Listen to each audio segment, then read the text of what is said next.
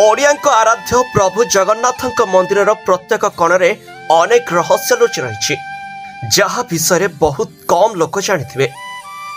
तेबे आज आम श्रीमंदिर मुख्य अंश 22 पाहाचर लुचि रही सेमिति किछि रहस्य विषय कहूँ।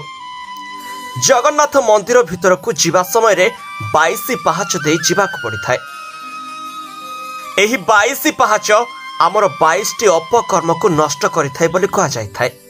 तेबे जदि आपण जगन्नाथ मंदिर जाइथांती तेबे देखिबे सिंह द्वार आड़ू मंदिर को गले द्वितीय पाहाच मझिरे एक कला रंगर मुगुनी पत्थर पड़िछि।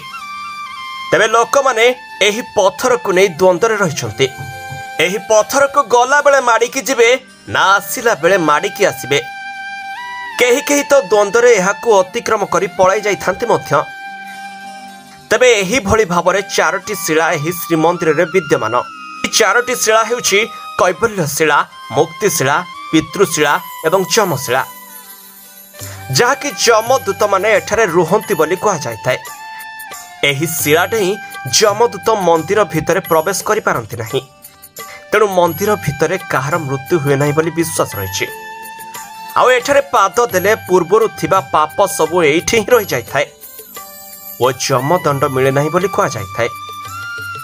तेबे श्रीमंदिर भितर को गला बेले शिला उपरे पाद रखी पतित पावन को चाहिए आपणकर सबु पाप दूर हो जाइଥାଏ बोली कहा जाए।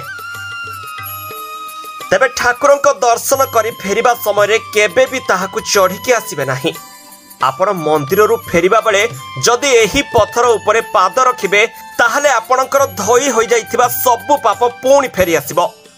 तेबे एही जमशिला समस्त प्रकारर पातक को नष्ट कर दिए बोली कहा जाए।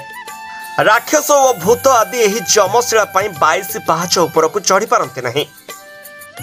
स्कंद पुराण एवं नीलाद्रि महोदय रे वर्णना करा जायछि जे एही जमशिला को जे मुंडिया मारी दर्शन करिथाए से आउ जमपुर को जाई न थाई बोली विश्वास रहिछि।